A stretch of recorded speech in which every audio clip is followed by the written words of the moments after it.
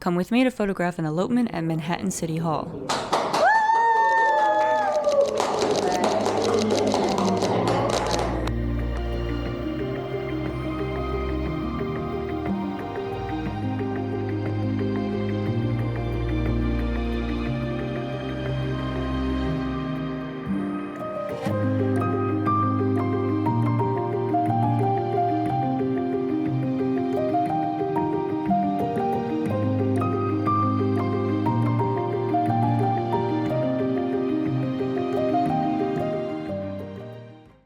What can you expect if you're photographing a ceremony at City Hall? Depending on your client, it can be a quick day or a rather long one. For these particular clients of mine, it was actually a full day of photography where after the ceremony, I also photographed their wedding portraits at Brooklyn Bridge Park and then their reception dinner further in Brooklyn at Sunset Park. My name's Erin Donahue and I'm a photographer based in New York City.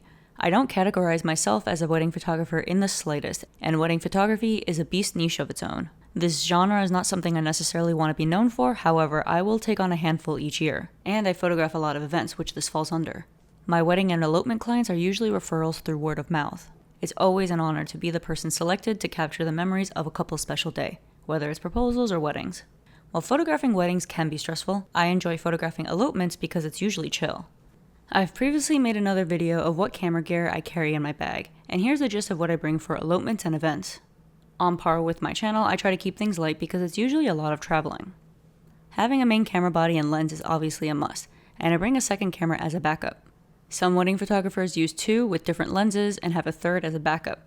But again, wedding photography is not my bread and butter, so I personally think that's overkill. Wearing a harness is really helpful so that you can drop the camera on your side instead of holding it the whole time.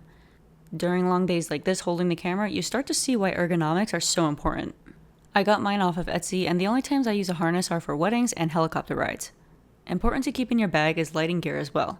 I always have a hot shoe flash and a trigger with me, and a panel light, since many times things are happening in the dark or indoors. As an added boost for my strobe, I also use a mag mod. So for this, the day started in the afternoon at the Manhattan City Clerk's office where we queued up for our turn. While it's called City Hall, that's not where the Marriage Bureau is. New York City Hall is actually for government duties, and the city clerk's office is a 10-minute walk away by the New York County Supreme Court. Also, just a side note, you don't have to get married at the Manhattan office. There are the other boroughs as well, but I do think most couples do Manhattan because it's iconic. My couple got married on a Friday, which is usually a busy day. There are tons of excited couples lined up throughout the waiting area, waiting for their nuptials to be officiated.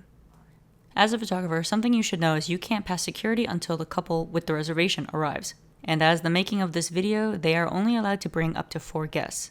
After passing TSA-like security, the couple gets their queue and line ticket, and it's a waiting game to be called next. There are ugly green chairs in the waiting areas, but I think that's completely distinct to New York City Hall. Once you're in the ceremony room, the official ceremony is extremely quick, like 2 minutes.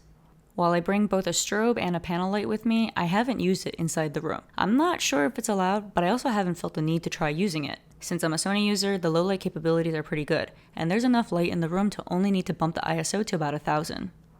After the rush and excitement of the ceremony, me and my newly wedded couple headed over to Brooklyn Bridge Park to get some portraits. We didn't have a chance to do their engagement photos as they're not based in New York City, but a lot of couples don't necessarily do engagement photos.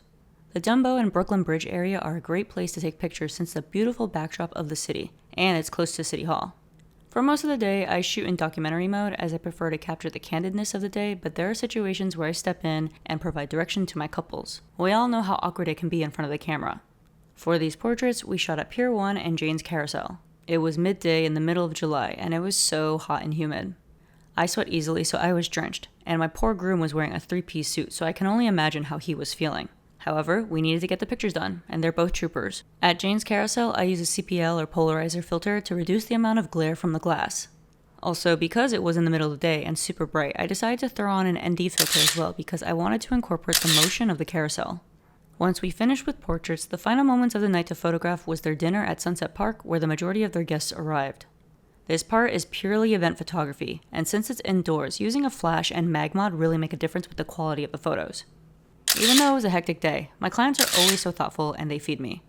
So that's the gist of a full day photographing a City Hall elopement. Congratulations to the happy couple.